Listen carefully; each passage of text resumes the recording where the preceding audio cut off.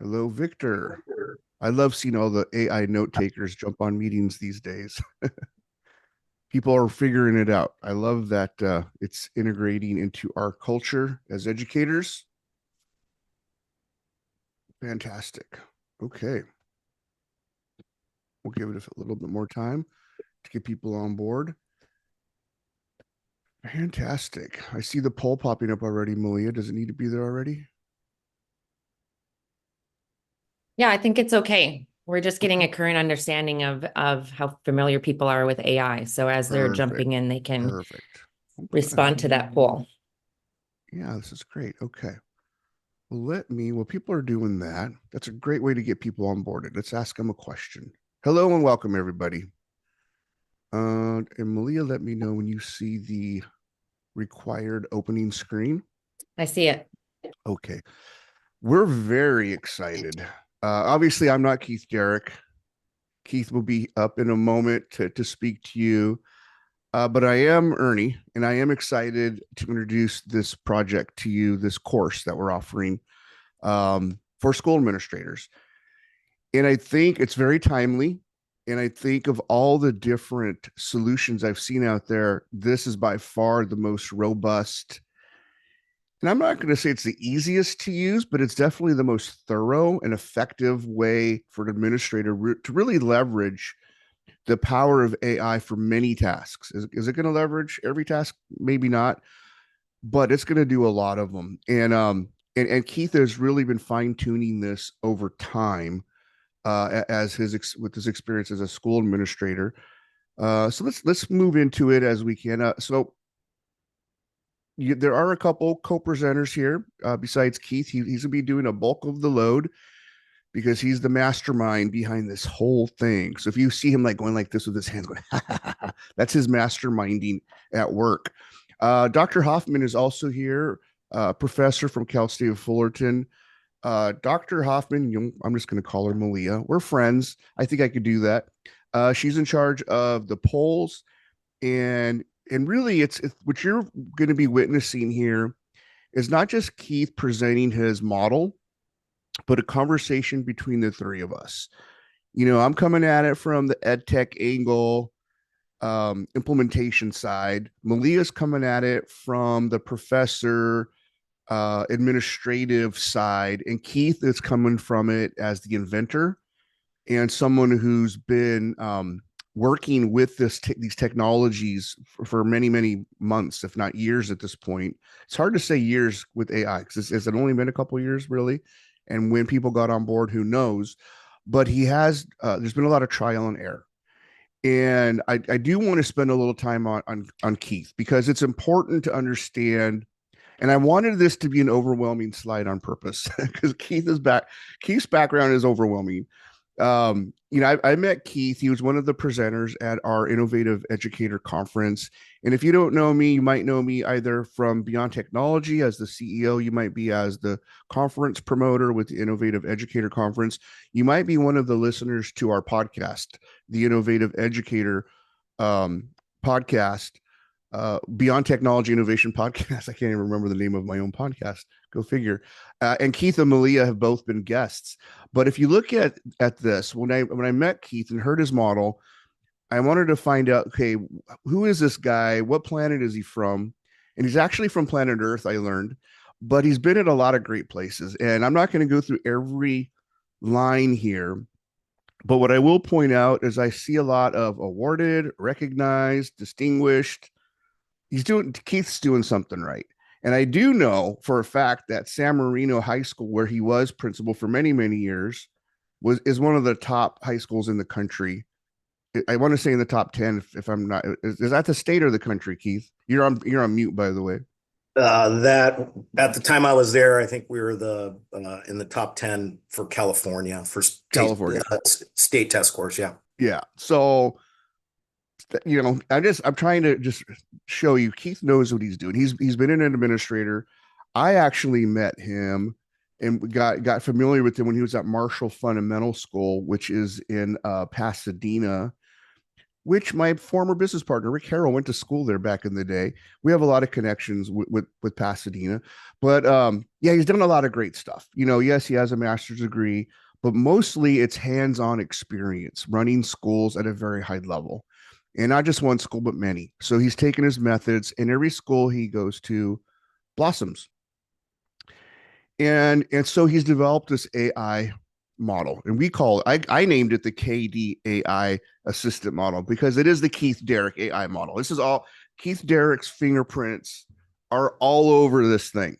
He built it from top to bottom, fine-tuned it. It has made it what it is today, and he's been presenting it for free. I said, stop doing that, Keith. You have a product here. The world needs to know about this. So let's capture a little revenue so we can market to the masses, so this information can get out to more people. Because yes, it's cool that you give it to people that but there's a lot of people that don't know you that need this. We're at this place in time where AI is really impacting a lot, and education is it's right there in the crosshairs. There's so many things that can benefit greatly if we do AI accurately and correctly. And that's why I want people to know this model, because this is accurate and correct. This is good stuff. And so we had here's a couple quotes, great presentation from a teacher. Students enjoyed it. So people, young and old, see this and understand the value of it. This was someone from the conference that watched his presentation. Incredibly helpful and practical. I can't wait to build some of my own bots. So everyone that sees this, if you have any experience within AI, if you've tried it, if you kick the can around a little bit and try to do stuff, you're going to understand that what Keith is doing is next level. Because I know I'm pretty, actually my quote's in here. Keith Derrick has created the most advanced AI toolkit for school leaders I've seen to date, and I've seen many. Dr. Malia will confirm with me. We go to lots of conferences. It's so funny. She was telling me she went on this when I first got her involved in this project. She went on to watch some AI presentation. Yeah, Keith, she was cheating on us. She was looking at other models. Can you believe that? And then she told me she was doing my research. I was doing my research. She was researching, but she said she couldn't. It was boring. It was like what we're doing is so much more advanced that she couldn't even stick into the whole webinar. So her research ended quickly. She deduced that was not a good approach, and our approach is better. So thank you for doing that research, Malia. And I think I really want to hammer the point a little further about AI. And I've heard people say they're comparing it to the Gutenberg press. I've heard someone say that. I don't remember the person who said it. I've heard people say, it's up there with electricity and water, as far as how valuable it's going to be for society. I don't know about that. Those are little, but these are a little more, these two quotes I think hit home accurately for me. It's the right level of hype. 90% of the jobs available in 10 years have not been invented. Yeah. There's actually another quote that's not on here. I just remembered. It's the first time in human history that we can't predict what the next 10 years are going to be like. There's so many moving parts right now. The innovation curve, if you've ever seen that little hockey stick growth curve, we're not at the bottom of the hockey stick anymore. We're starting to climb the handle. And Malia probably loves I'm using a hockey reference. I've never played or really watch hockey, but I'm sure from her part of the world, hockey's a big deal.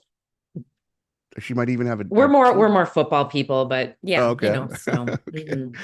Yeah, but hockey stick growth is happening right now with AI in every industry. It's crazy. And this other one is pretty cool. 80% of the people and 80% of the jobs will be impacted by AI. So I think anyone who's paying attention to trends or reality is pretty much, we're all on the same page here. AI is an important development that we should pay attention to. And if we want to keep pace, if we don't want to get passed by, we want to make sure that we are protecting our jobs. And not only that, preparing our people, our staff, our students These are the tools that are revolutionizing the world right now. And it's not, we're just at the very beginning stages. It's like the horse and buggy days of AI. And I hate to even compare AI to horse and buggy, but that's where we're at. It's doing a lot of great things, and it's only going to get better and better. And in the hands of the right people, amazing things will happen, like what Keith has done. I'm so happy that Keith is kind of a geek about this stuff because he's created a pretty cool set of tools. Now, I like to look, the course is basically going to be 11 modules. Why don't I only see 9 here or only 10 here? There's actually 11 modules. Or was it 10? Did I miss a module? 1, 2, 3. It's 10 modules, but I thought it was 11. So Well, the introduction you didn't count as a module. Okay. So with that said, each of these modules could be its own course, because it could be its own workshop. So what I'm saying is one of these modules is going to blow you away. Like when you learn about the diamond model for lesson design or the image to text module, there's so much that could happen there. There's so much, not only value and consistency and standardization that can be built from these tools, but the time savings. I mean, Keith, is there any way, and I should have prepared you for this question, is there any way you could look at these modules and how you've applied them to your life?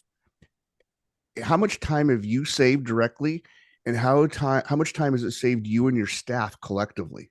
Is that even fair to ask? Yeah, I don't think it's fair to ask. I'm going to do it anyway. I get into it. We'll probably see how much time it saves. I mean, for staff on some of the things we're doing, it could be, we could save months on some of the stuff. So yeah. And sometimes once you build it, it's built. So now you could just build on top of great stuff, and it just accumulates time savings. It's cumulative over time, how much time you're saving. Anyway, I jumped the gun on that one. Maybe I did that on purpose. I don't know. We'll find out. This course, I want to align it with going to a conference, because I think this is how we're comparing it. This is the way we want to look at this.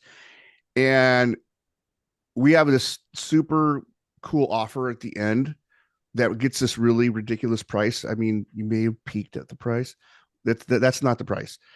But the course itself, there's going to be a bunch of add-ons. But if you were to look at the cost of going to a conference, from the conference rate itself, the travel, the hotel, the meals, and then the time you're spending there at the conference, add up all that stuff. And that's kind of the number we're trying to undercut that. And all of this. And when you go to a conference, you don't always nail all of your workshops, right? Sometimes you go to one and go, that was a waste of time.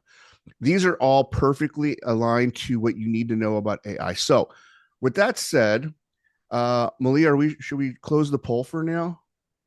Yeah, I was waiting for 15 minutes, but it's been 14, so that'll be good. I don't have a problem waiting to 15. I don't want to shortchange. Oh, there. Okay. Looks like it's been closed. All right. I'm going to tee up Keith, who's going to share. Okay.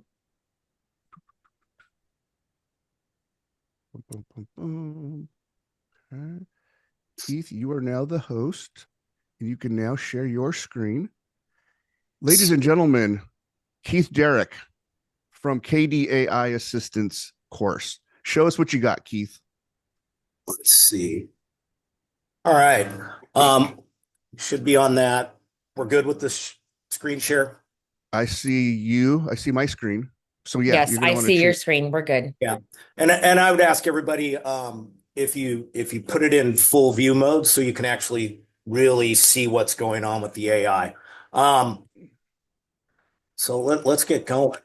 Really quick, this is my 17th year as a principal, high school principal, 33rd as an educator. And I can remember back when I actually started teaching on a chalkboard, and whoa, what technology that was. And then we got whiteboards, and then, oh my gosh, we got overheads. And I remember overheads. I would write so much on them. I'd have black ink all over my arm. And then we got document cameras. And then we got smart boards. My whole school has them right now. But then we use smart boards kind of like overheads. And so it kind of brings us back to the overhead. And then it kind of brings us back to the chalkboard. And my hope is with AI is it's just not another thing that we invent. We have some technology, but then we end up just doing the exact same thing that we've always done with our technologies, which is we have these smart boards, but we really use them as chalkboards. But now they have color. So very exciting. So my hope is we can have AI that actually can free up our time. And so before we get into it, the statistic, I was doing a workshop and it came across teachers only spend 49% of their time in direct interaction with students. So we want to free that time up. I mean, those are our customers. So we got to get teachers more in front of students. So can we use tools to help them as administrators? And then from an administrative standpoint, I found this, and I was principal in 2012. I think this graphics really changed quite a bit. But we spend over half of our time as administrators, just doing administrative tasks. And I personally think that's actually more now as we've gone through time. I've seen that change. And so these AI assistants or bots or whatever you want to call them, hopefully frees up your time. As an example, that number, 461, was the number of meetings I was in last year that actually were on my calendar during a teacher work time. So 180 days out of the year. This doesn't include work in the summer and the weekends, just anything that was on my calendar as a meeting, not pop-ins from parents and that kind of stuff. And so we really, and this is my September calendar, and I think there was 54 meetings of some sort on there.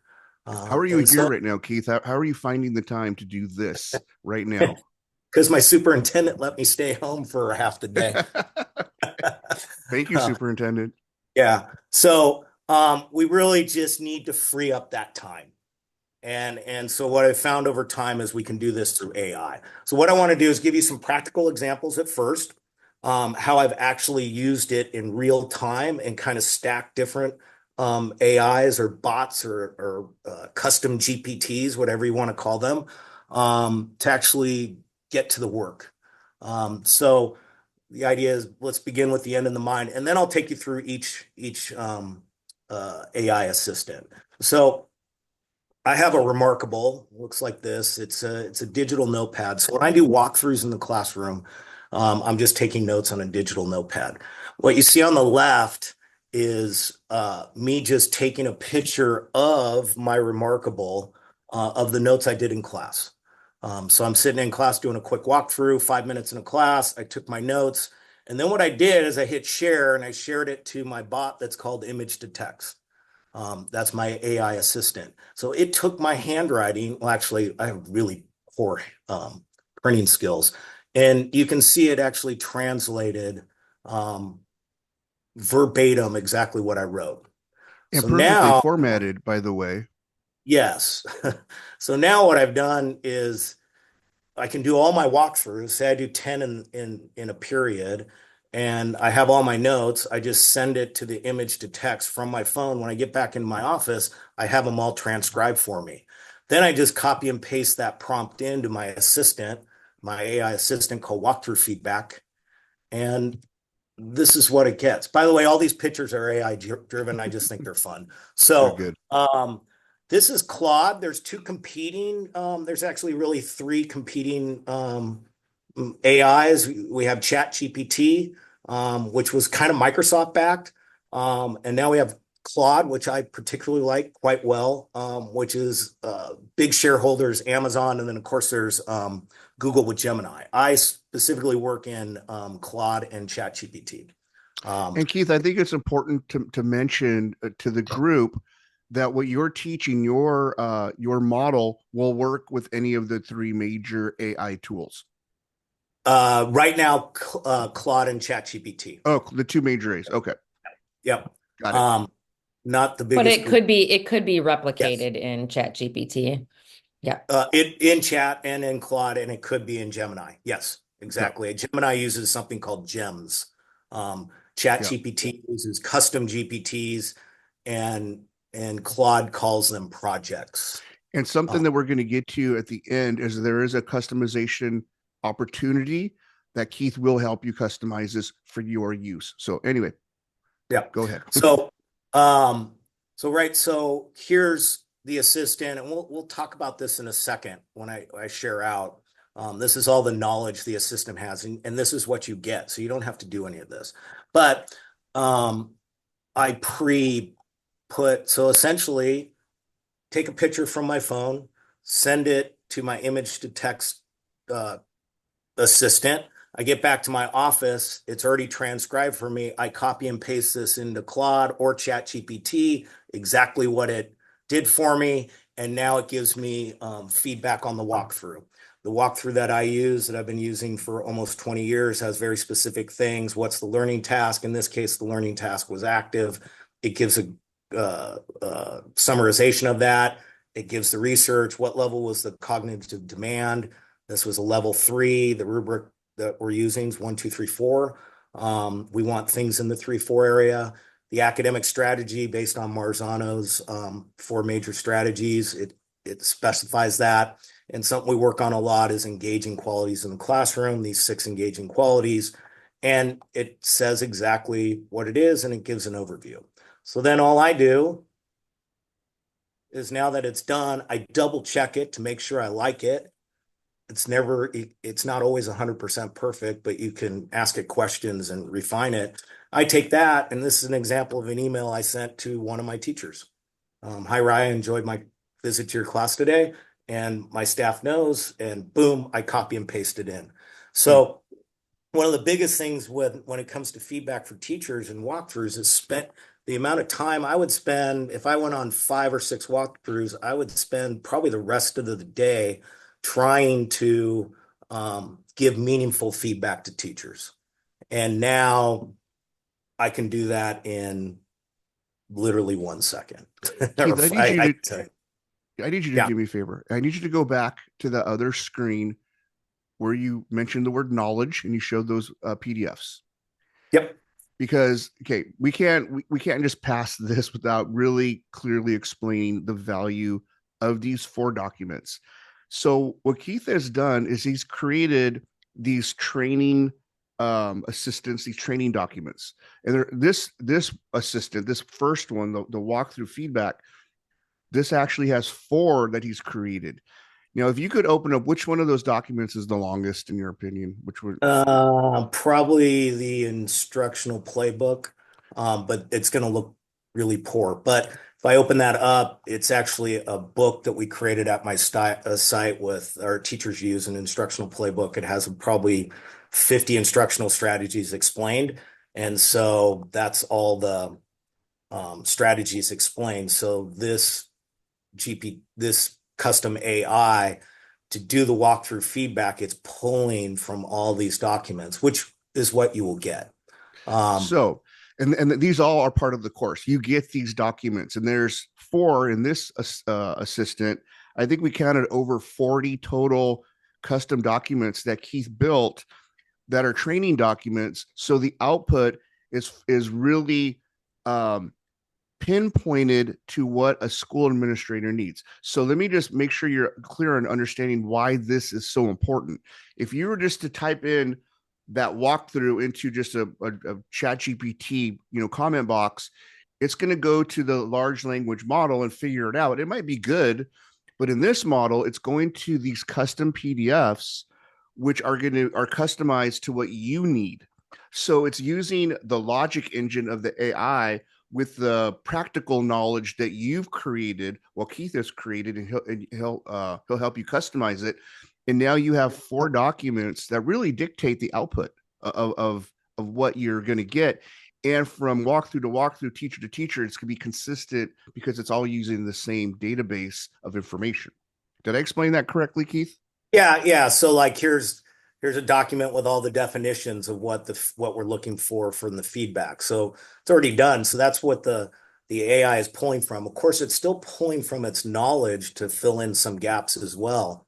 But we can really tailor it to what we want at our school site with basically training the bot. And then there's this little thing that it comes as well. This is basically all the instructions I've given the AI to actually give us what we need. So here's a quick example, live example. There's another real thing. I think individually, students, mostly 12th graders in AP physics class, for manipulating parameters. I think this was last week for a roller coaster model on a website. Students are adjusting parameters to see how they affect the thrill and safety of a roller coaster, blah, blah, blah. You just hit go. So think of, I'm taking a picture of my notes. I get back to my office on my home computer, on my work computer. I already have my notes transcribed. I just copy and paste it into the AI assistant, and now it's going through everything that I need. And then I just take that, I double check that I like it. If I want to make an adjustment, I just type in, hey, isn't that a level 3 instead of a level 2? And it'll tell me yes or no, or I can argue with it if I want. But it's pretty darn close. I'd say it's 95% of the time spot on. And so now again, I just can go in here and just zoom all the way down and copy and paste right into my email and give feedback to my teachers right on the spot. This is beautiful. One of the biggest fears of AI is it making up stuff. It invents things. With this model, it's not going to invent because it's pulling from what you told it to pull from. So it's accurate information. Right. It's going to pull from data that you trust and know. And so I'm not going to say it's 100% because I don't think anything is, but your chances of it being perfect are way higher using this way of programming it and training it rather than letting it just go out and figure it out in the general large language model that they've developed. You're giving it the data to pull from that you've chosen, that you fine-tuned, that Keith has developed. And each of those PDFs, Keith, how much time did you spend to build each one of those on average? It's ongoing. It's ongoing. I still update them as and everybody would get that as I do a walkthrough and results good. I just add it to the PDF and re-upload the new PDF with new examples. So it's constantly getting more and more training data. And I would say some of our teachers actually, you can, when you're doing PD, if they're developing a lesson, they can actually plug in their lesson into the walkthrough feedback. And now it's going to spit out what in a perfect world that lesson should have done. And then we can actually look at teachers and say, okay, well, did we implement what we tried? Did it come out the way we wanted it to come out? And really have rich conversations as opposed to taking hours to write lessons. Let me walk you through one more example. At my school last year, every year we're going to do a student summit. These are our kids. And so this was right at AP testing for us. And so we were like, oh my gosh, tomorrow is the student summit. We got 20 kids coming across 2 days, and we're going to do this 3 different times. So we're going to have, or 4 different times, we're going to have about 90 kids show up over a week period. We need to figure out 2-day lesson for the student summit. So my assistant principal is like, oh, I'll figure it out. I'll figure it out. I come at the end of the day and I'm like, why figure it out? We have our AI lesson design module that we can use. So this is an example. So we said, oh, let's do it. Grade level 9 through 12, 45 minutes, number of kids, 20. We want a 2-day lesson. This is the subject. And we wrote an ICANN statement. And we popped it into our assistant lesson design. This model is called Ignite, Chunk, Chew, and Review. I'll explain that a little later. And it's got all of its documents here on the side, and it's got its prompt over here. And we pop that prompt in, as you can see right here. And it gave us a 2-day lesson using this Chunk, Chew, Review cycle. It said we're going to use value line strategy to start. It's an instructional strategy. We're going to do carousel brainstorming. We actually did do that. I just put this in the other day. And it almost came out kind of the same. We're going to do some affinity mapping. They're going to take stickies and categorize their thoughts about how to make the school better. Then they're going to share out. And then day 2, we're going to do all these things. And so that's the results. But so we're at the end of the day with a summit going in, and all of a sudden we have our lesson plan, boom, we're ready to go. We bring our kids in. Now, here's a pretty cool thing. So our kids did this affinity mapping, and they had all these stickies. And so we got to the end of the day, and we're like, oh my gosh, we have to take all this feedback from our students, and we got to process it by the next day. And as teachers, we know we love to do exit tickets, but we have no time to analyze those exit tickets. So in this case, we had probably 100 stickies, little note stickies.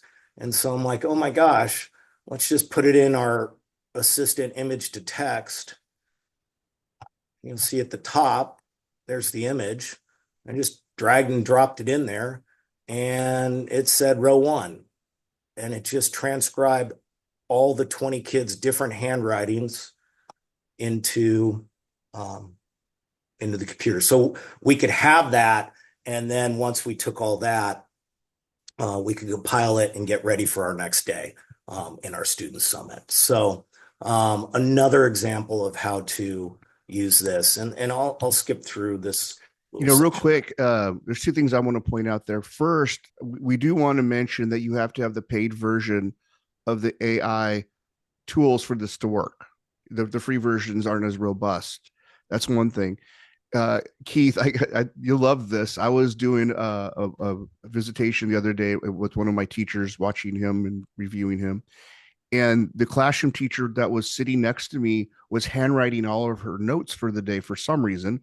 I asked her why, and she said that her internet went down. And so she had 6 pages of handwritten notes.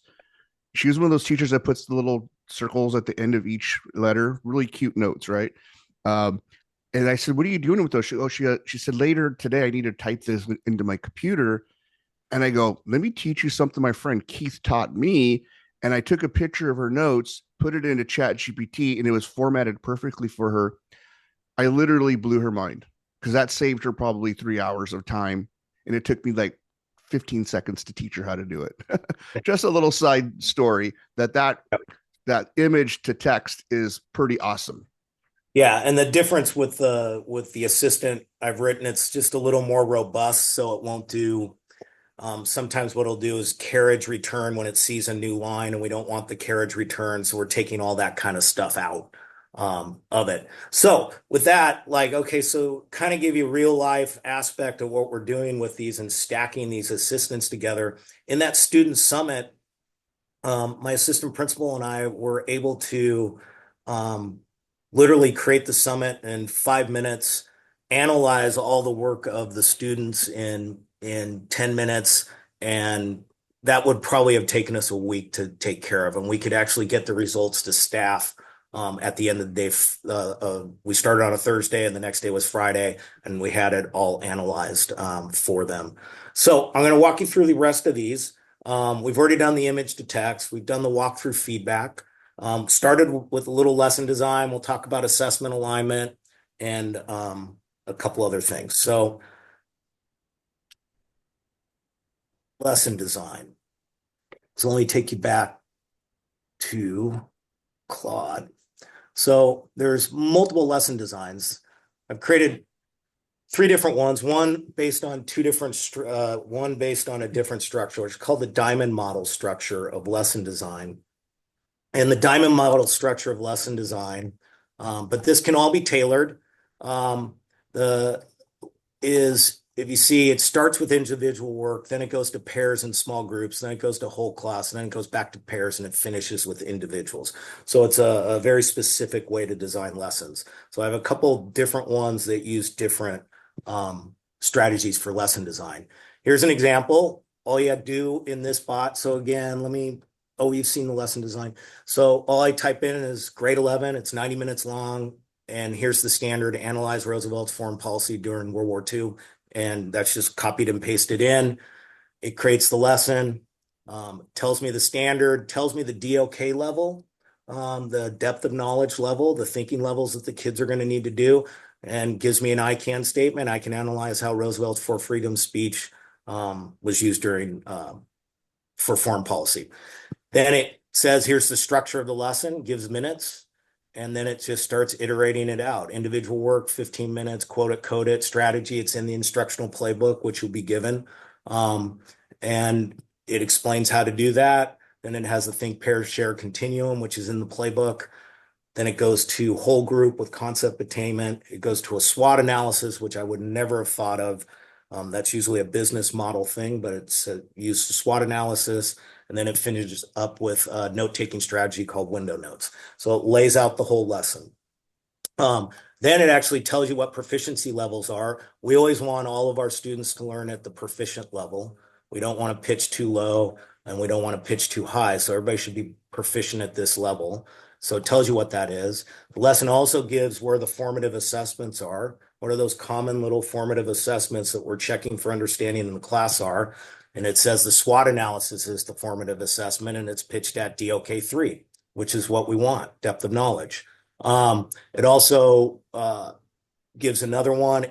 The part I like is the common mistakes. It tells you what mistakes the kids are going to make ahead of time. And so that's a biggie for me. And so we can make adjustments in instruction because we know the mistakes the kids are going to make prior to actually doing the lesson.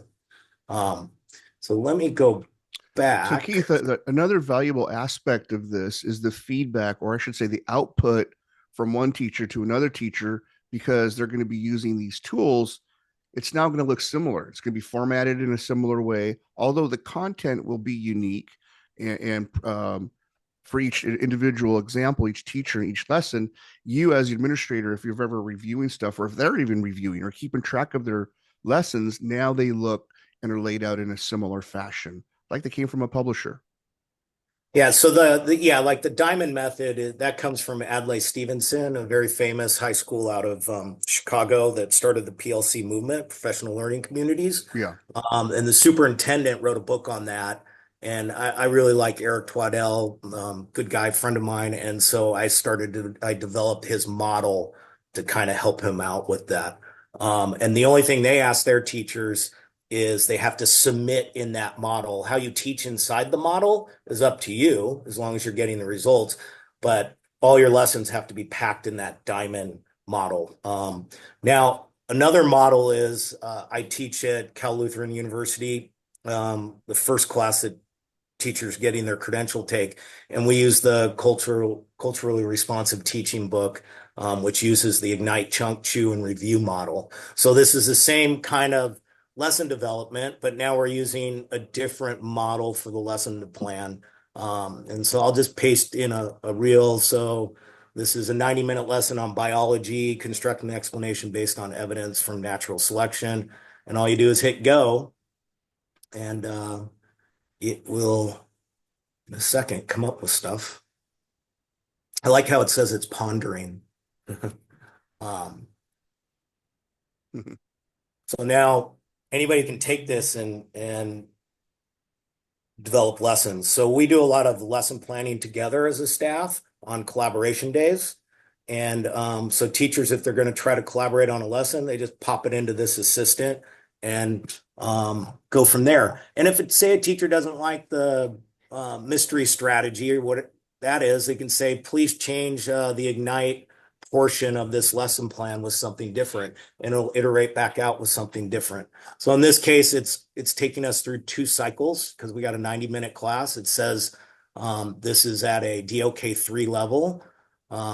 It starts with the mystery strategy, direct instruction, think, pair, share, continuum, moves on to a jigsaw. And the jigsaw is encapsulated with the chunk and the chew. And then it finishes up with window notes, and it has the same thing. What are the common mistakes and all that good stuff. So you can see how quick these things actually go. I'm going to go back. There's one more. This is a very specific way. It's really fun for kids. It's just called mystery. And let me show you it's just kind of a one-off lesson that our teachers like. And essentially, you present a mystery to the class, you divide them up into groups, you give them 30 clues. Kids try to sort them out, what the clues are similar, and then they try to guess what the mystery is. It's super fun, but the problem is it takes so much time to complete. So I just popped in the same biology standard. And this is the mystery it came up with. How did the cave dwelling Mexican tetra fish lose its eyes and pigmentation while its river dwelling relatives kept theirs? So that's the mystery they have to solve. And the cool thing about this lesson design is it actually creates all the clues. And so I'm thinking back as a teacher and helping a teacher, why would I do this mystery lesson if I had to make up 30 clues every time? So now I can save hours and hours of work having the clues already made for me. It's already telling me kind of how kids should group them. So I have an idea how they should be grouped. It's giving me assessment strategies. It's giving me extension activities. It's giving me variations on how I can manipulate this mystery. One other example is a math example. Who would have thought? Integrated Math 1, compare properties. It said, how did the social media mystery app gain 1 million users while its competitor gained only 50,000 users in the same year? And so now it creates all these clues that all I have to do is print out and cut and give to the students. So 3 different lesson plan styles. Ernie, keep on going. Yeah, let's do one more. Yeah, I mean, I really want them to understand the value of the PDFs that you pre-built, the training documents. And so give one more example of how those are used, and let's show them that before we go back to wrapping up. And then Malia, before we wrap up, I'm going to put the 11 modules back up, and then that's when we could do that other survey. Yep. And I just want to add to, so like part of what Keith's focus is the tool builds off of itself. And so because he's using those documents and then prompting it and giving it more feedback, it continuously gets better. And so like if let's say you don't know the SWOT method or you want more details on it, you can say like refine and explain, develop out the SWOT method, and then it would give you more on that, or provide more examples of, this used in real life, or whatever the prompts are that you're giving it. So just, and then prompting, right? Like what you're writing in to the chat box is actually very important to help hone and be specific in what its output is. Yeah, so on the lesson plan, you just have to put in what grade level, the standard, and subject and time. And then if you have any questions, like I don't know SWOT analysis, you can say, can you please give me a detailed step by step of how I'd use that in class? It's going to pull from the documents and then put it out. Another one is we found very useful measuring learning assistant for assessment lineup. What we found in math particularly is we are writing assessments not at the right level, our common assessments. So what we did is, and we're now having, instead of writing an assessment and then a year later saying it didn't work and kind of messing with kids, when we write assessments, we can just dump it into here. And so this is a copy and paste. I just copied it from the document, a PDF. I just copied it, popped it in there. It can read it. It tells me what the standard is. It's a basic math problem. Goes through what the skills the kids have to do. Tells the DOK level, which is interesting because it says DOK 3 and DOK 2, but the highest level is DOK 3. So again, it's going to give all these proficiency levels. And then it tells you at the end, the question that we wrote was a DOK 2 rather than a DOK 3. So we're actually, the standard's supposed to be taught at a higher level of thinking, but we wrote the question below. And so now that when we write questions, together in our collaboration time, we just put the questions in the assessment aligner and we find out, is it pitched at the right level? Because if we want kids to be at the depth of knowledge of 3, then we need to write questions at DOK 3. And what we found is we were writing questions below what the standard was asking. And lo and behold, test results went down in math. And that was our big aha, was our kids did so well through the year, but actually we were writing assessments that were below what they were going to be tested on. And so I created an assistant to actually help us with that. So now we can just throw all of our questions in there and find out, are we at the right level? Give you another example. This was 2 weeks ago, I think. We were writing some questions and teachers were arguing back and forth. So I just took a picture, and that's just a picture from my phone. And then I just cropped it, threw it into the assistant. And what we found out is we actually wrote a question that wasn't the standard that we thought it was. And so now we are testing kids on a standard that we weren't even teaching. And so that was a big aha moment for teachers, because now we wrote this question and we found out, yeah, that's not actually the standard that we were writing the question for. So is that fair to kids? And so it's going to go back through the whole thing. And so that's our assessment analyzer. And do you want me to go through a couple more, or what do you want to do? Well, I mean, this is good stuff. They need to know what's in the course. So what other ones can you show them that are in the course? We have unwrapping standards, which is really important for us. So when we unwrap standards, you can see in the context box, this has 3, it explains how to unwrap them, gives examples. Because if we're going to write assessments, we need to actually know what the standard looks like. And that was kind of the problem that we were having, at least at my site in math, was we were writing assessments not even to the correct standards. So we have to unwrap these standards and figure out what the heck kids are even supposed to know. So we use this, we pop in the standard, and then it's going to tell us what skills the kids need. They need to compare, analyze, interpret, identify, and translate just from that one standard. It tells us all the vocabulary they need to know. It tells us what DOK levels, depth of knowledge, that the standard's written at. It tells us what proficiency looks like. We want kids to meet, be proficient. That's where we want to pitch everything. And then we can have extensions for them. It gives them formative assessments they can use in their class. Gives them examples of it. It gives them summative assessments. What's a question I can ask to see if they know this standard? And it actually gives them a performance task. And that's that kind of really hard one. And notice it says it's at the 3-4 level. And then for math, this is very important for us.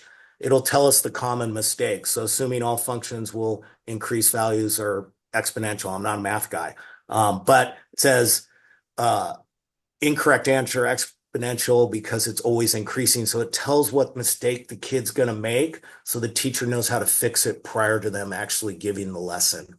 So it's telling them already in advance what the most common mistakes kids are going to be making in the class. And so now when teachers are lesson planning and using the assistant, they know what the standard is, they know where the mistakes are. Now they can use that lesson plan assistant and make adjustments and getting ready for the classroom. So this saves like so much time for everybody involved. And this is what we added, collaborative notes that ideas for teachers to discuss when they meet together. If we're working on this standard, here's some questions we can ask each other to help work through. So it actually gives some prompting questions.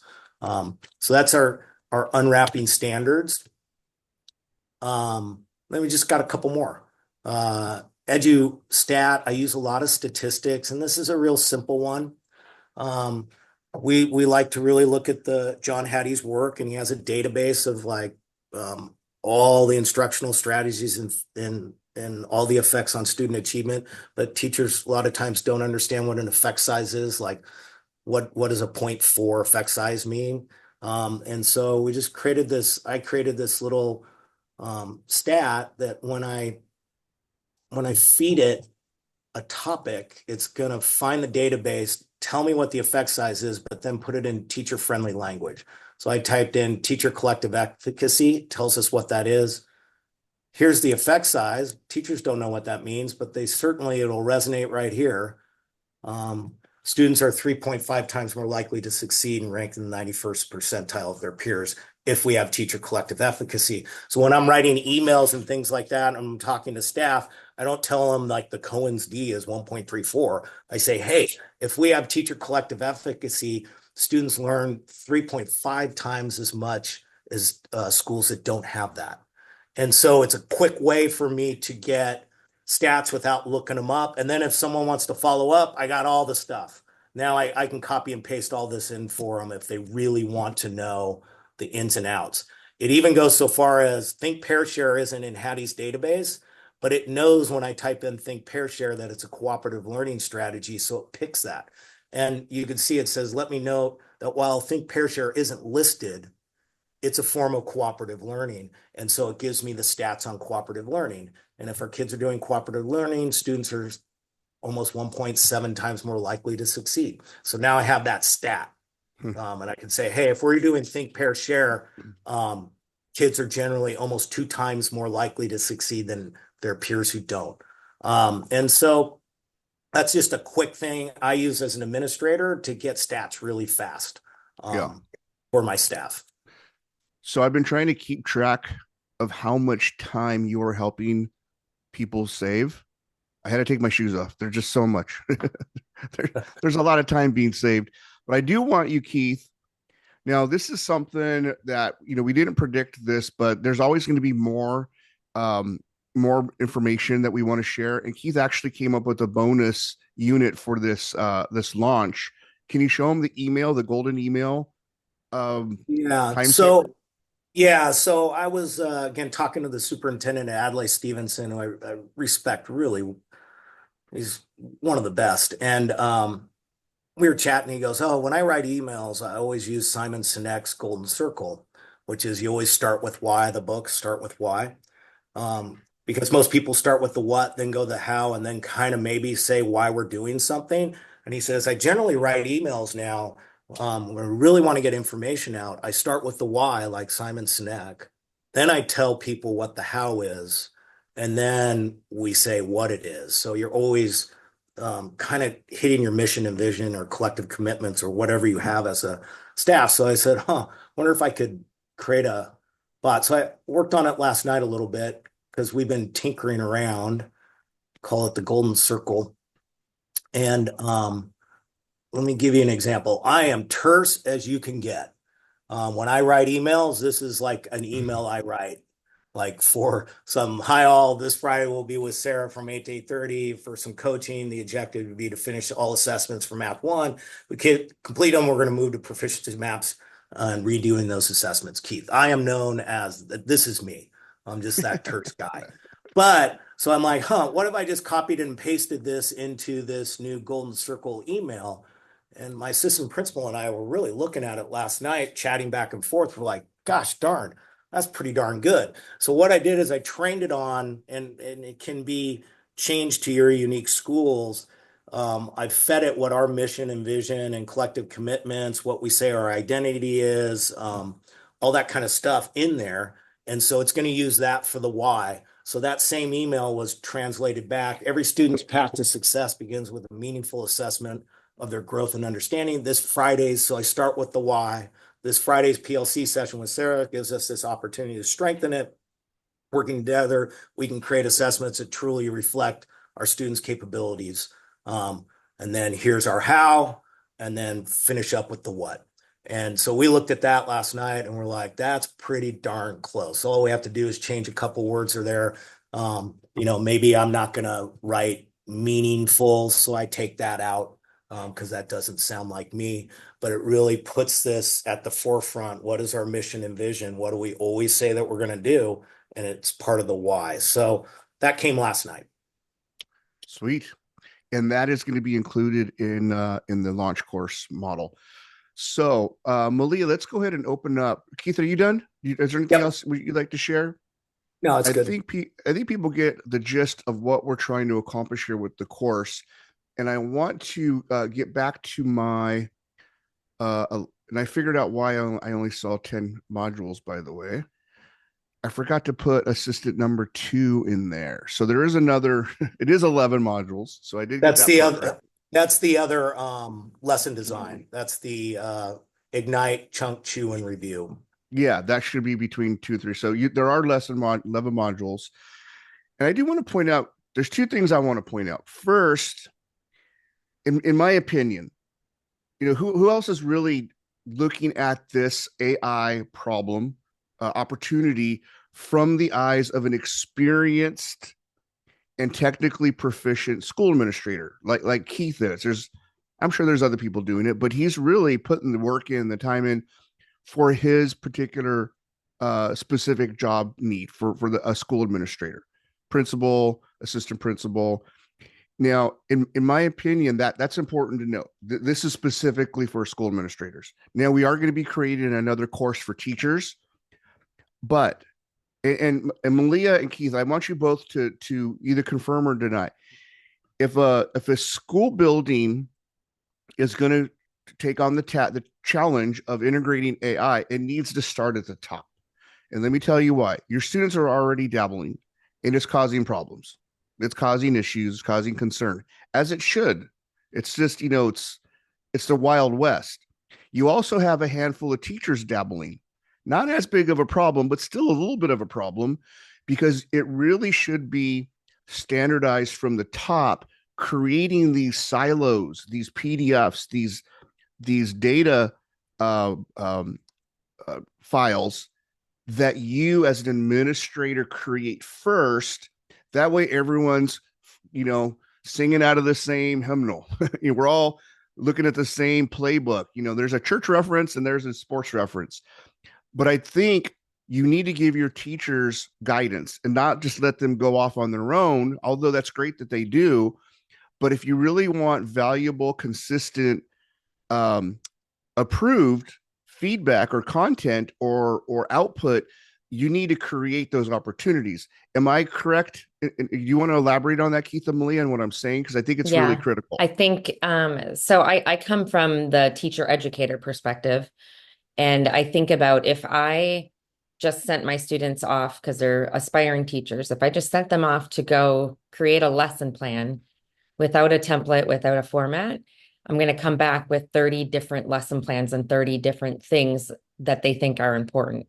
Yeah. And so if you have a standard lesson plan that you use, a standard form that you do for, observations, or a standard that you want your teachers to enact in their day-to-day lessons, then starting with those templates in the AI will save them a bunch of time instead of having to go back and redo it. Because like Ernie said, they are already dabbling in these, and what they're doing isn't wrong, but what it could be done is more in line with what your philosophy and your goals are at your schools.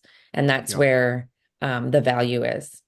Yeah. And I would add that what we don't want to do, and I teach at Cal and is we spend so much time, say, teachers lesson designing. And as Molly said, we get like all these different types of lessons. I'd rather have rich conversations about why is it that I use an ignite or a 4-corner strategy for the ignite portion of a lesson.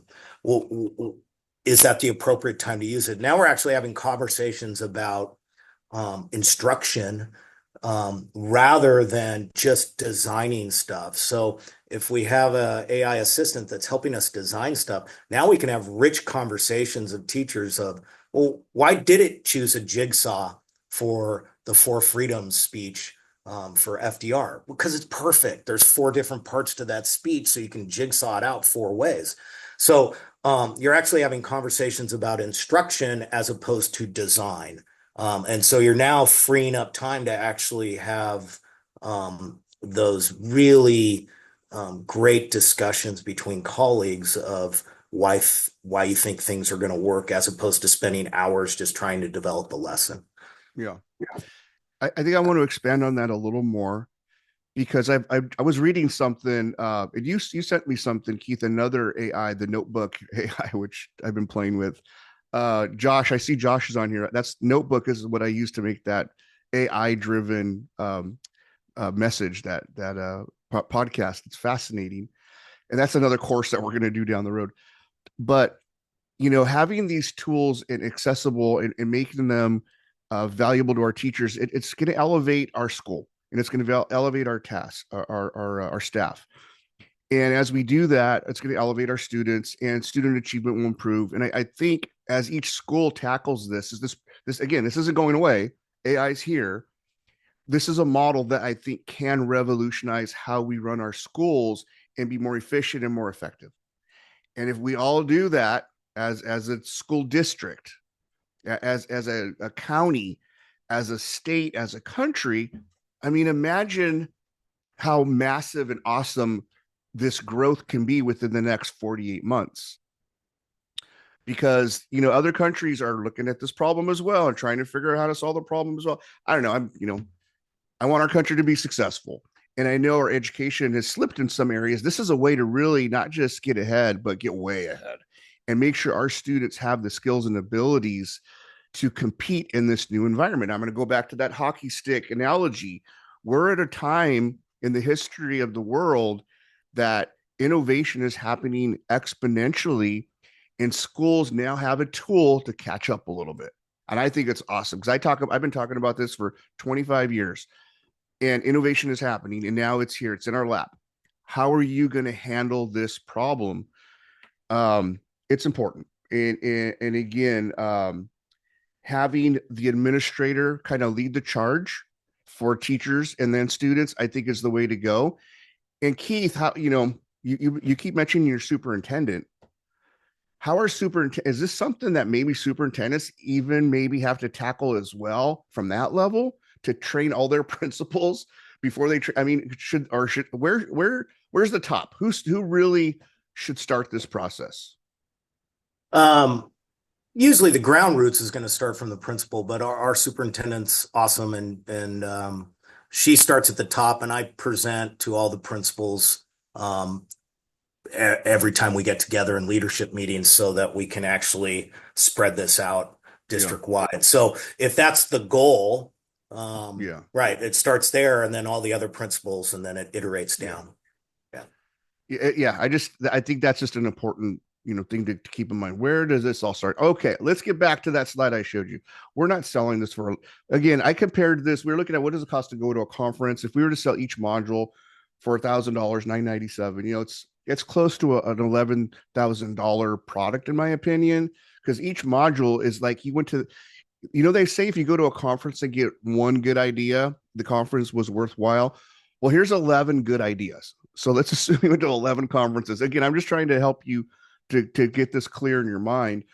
So the launch bundle price, we brought it down to $3,997 for a couple reasons, under $4,000. We wanted to compare it to the cost of a conference, and we really need data points. We want people to see that this is possible and to buy it, so that we can see what kind of feedback we get from it. We want to keep on fine tuning it and making it better. And we can't do that unless people buy it. So we brought the price way down, and we're including a couple different goodies to make it, palatable. One of those goodies is a live Zoom presentation to your staff, to your school.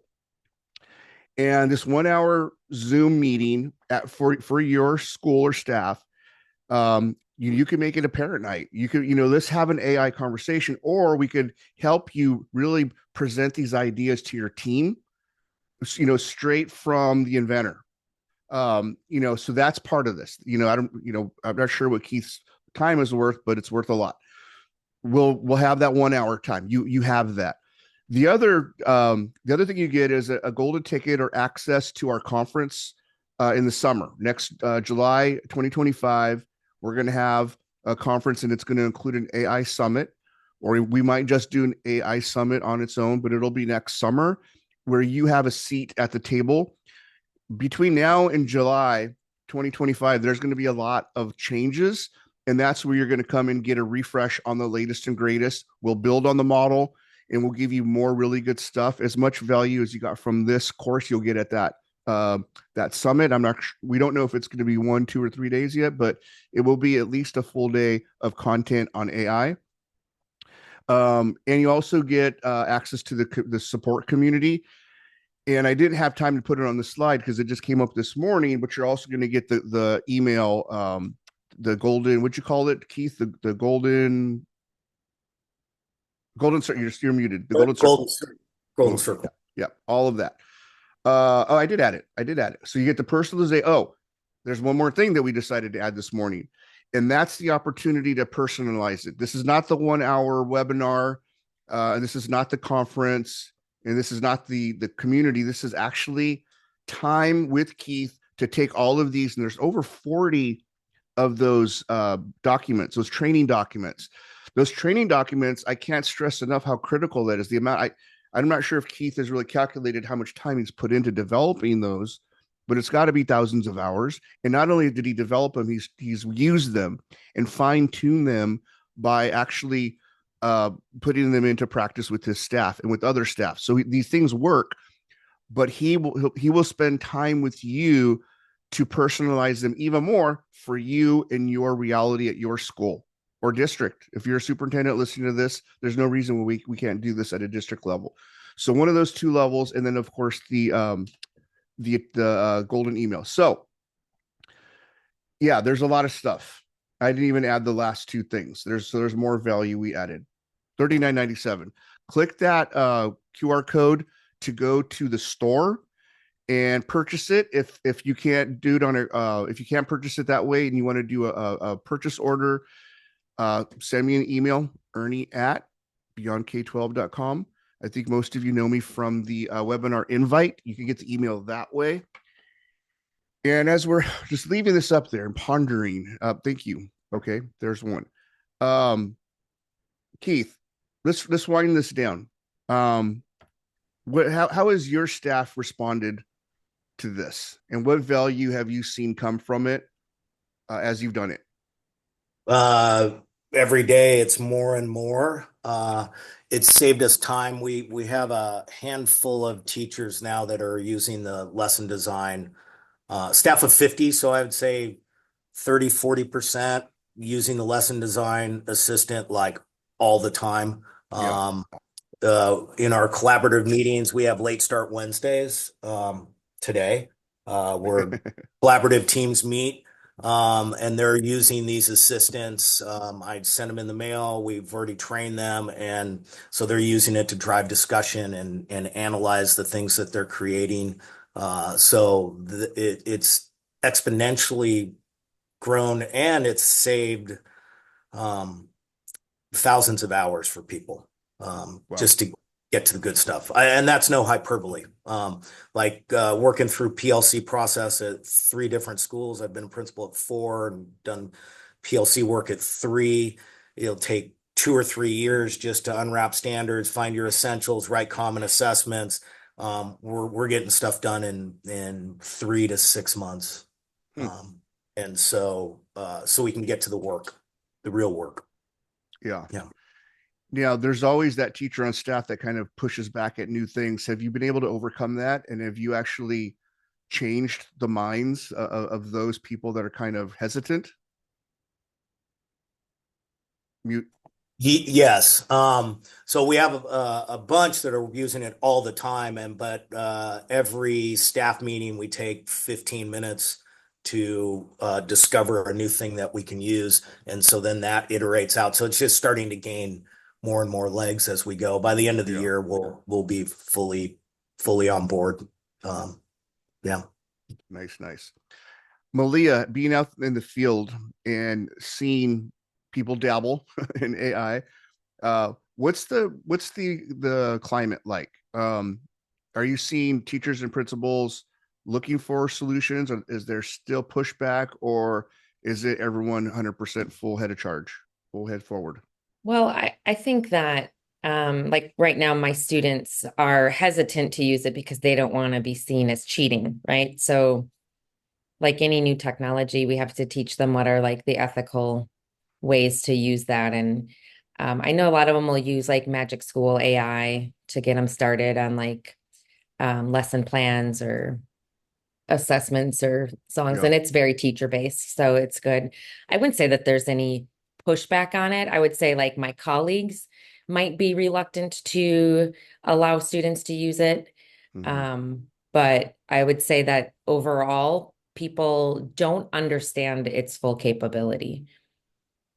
Right. Right. And yeah. And Um, I would add, Ernie, that, you know, since AI has come in, we have so many different now apps, various like Magic School Bus, and you have all these like education things that have a trial, but you kind of time out. And we don't really want teachers buying 5 different AI apps. You can buy one for $20 a month, ChatGPT or Gemini or Claude, and get it all. And you don't have to be so fine tuned into one thing that only does lesson design. You actually, and then have to buy another app to do something else. yeah. You can use Claude and ChatGPT to do all of those things. Right. Um, Right. And I think it's important to note a lot of people don't realize that beneath a lot of those fancy apps, it's Chat GPT and Claude on that's built on top of the existing models. yes. Yeah. Yeah. And so, yeah, you could pay the premium and they have, get 50 licenses of, Magic School. Malia just mentioned that one, which is a very cute, it's beautiful looking interface, but at the heart is an existing AI tool from what I understand. And in your model, let's teach everyone to use this and apply it. And here's 11 different ways of using it. If you had 11 apps, times 50, how many teachers you have, it just the licensing adds up. Here's one way, and you kind of lead the show, and it's customized for you, which makes all the difference in the world. Okay, any final comments, Malia or Keith, before we sign off? Let's end our poll. Malia, looks good. We got the for our next iteration, we have some input from people on what they want to see.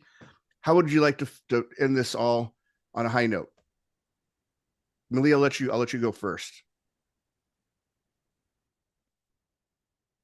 Sorry, I just was unmuted and then I muted myself again. But I would just say that, like I consider myself a tech expert, and I took Keith's training a few weeks ago and I learned a whole bunch. And I went to a conference last week and I learned a whole bunch. And so each time I'm just constantly impressed with how much I can learn from it, and then how much it can help me just streamline the things that I do. And it does save me a lot of time, and I do use it every day. So, There you go. And I would add in our modules, we're giving you those PDFs and the instructions to create those assistants, but you can actually learn, since you have the code to the assistants, you can actually learn how to start building out by just looking at them, how you can build out your own assistants doing other things as well. Because it's not like the code is copyrighted. You can just copy and paste it and go, what the heck is Keith doing here? And Yeah. then create your own. Just Yeah. saying. That's everything was built on the shoulders of others, right? So Keith, thank you for being the early adopter, for being the person who went out and tried something new and created something powerful that we could all benefit from. I'm looking forward to sharing this with as many administrators as possible. And yes, once we kind of get some momentum on this course, we will be doing one for teachers as well, and we'll teach you about that one, or we'll introduce you to that one when it's ready. But right now, again, start from the top, create an environment that is meaningful, built on practical information, so that your teachers and students have kind of a frame of reference to work from, so everyone benefits. And we're doing this intelligently, not just haphazardly. But it's important to know that this is here to stay. AI is not going to go away anywhere. It's going to revolutionize how we do things. And I think we're well in our way with these assistants, to really leverage it in a positive way. And I do know that over time, we're going to have more to bring to the table. So this is not the end of this collaboration. It's just the beginning, and I'm glad you're part of it. So jump on board, be part of our team. We're there. Oh, I do see a question. Grants, great question. Are there any grants that could pay for this? I do know, and there's a second question. I do know this is considered professional development. So Title IV should be, have you seen schools do AI training, Malia or Keith, from Title IV conference funds or training funds? Yeah, Not, that's out of my line of expertise, so I don't know. Okay. yeah. Well, It would just I will. be normal. I want to answer the question, how many users is this for? Once you get it, it's yours. So you could actually give it technically to anybody else. Yeah, yeah. Well, the course So is your for you, but the features. knowledge you gain to build stuff is unlimited. I mean, whoever you Yeah. apply this to, but yeah, the course is a single course license. If you wanted to take it as a group with that one license, I don't have a problem with that. What we're really trying to do right now is collect data. Yes, and everyone needs their own chat GP to do this. Yeah. And Yeah. we want data. So we want you to buy it. We want you to use it. We want you to start yes, the paid version, Nona. We want you to start applying this with your staff and give us feedback. That community is there for a reason, that we can all share success stories or where things went sideways. It's probably not going to work perfectly at first, but as we all work together to work out the kinks, that's the objective. Do this as a team approach. And I would say, no, I'm trying to get paid versions, one paid version for each department at my school. So like social studies, we have one email, like social studies department at fillmoreusd.org. That's the paid version that they have. And then they can all share that paid version at their meetings and log on at any time. Hope that makes sense. Yeah, it does. Yeah. And if you guys need if you want to break it up, call me, reach out to me. We don't want the price to get in the way here. Let's figure out how to get this in your hands and move forward. Again, we need data points. So reach out to me. Let's figure it out. And with that said, I think I want to wrap this down. There's one more. Awesome. Thank you, Nona, for your input. Keith, congratulations, buddy. I think you really have some really powerful stuff here. And the KDAI assistant model and course, your name's on it, bud. So I want, congratulations for your success on that level. And I want to see people use this and apply it and hopefully get traction. And I would like to challenge Malia with something. How can we take this to the conferences? I think we need to share this model at a higher level. ISD, Q, what do you think? Yeah. It would be a non-commercial approach, but I think we could get the information out there. Yeah, that was what I was going to say. If you have a commercial approach, that's a different lane. If it's a non-commercial approach, we would have to submit for a conference presentation and then be accepted into that. And then you would be able to share, but it has to be Creative Commons open share, not paid content. Yeah, we would probably just share the concepts of, obviously the course is proprietary at this point, but I think some of the high level concepts are universal that we could give out to people. I love to share ideas and create community. And this is, again, this is a very important topic that lends itself to that. So with that said, thank you both for your input. I'm looking forward to working with all of you who've chosen to purchase the course, and we will be representing this, and the course will be launching the modules. Did you decide each weekly, bi-weekly, or monthly, Keith? How quickly are you going to pop out the modules? We still have to talk about that. Yeah.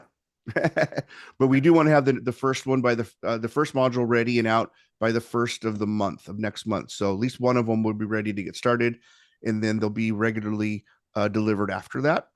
We'll see. We'll see if Key Superintendent will give him the time off to do that. That's what it comes down to. All right, everybody. Thank you for your time. Enjoy the rest of your day, and thank you for staying with us this long. All right. Bye. Take care. Bye now.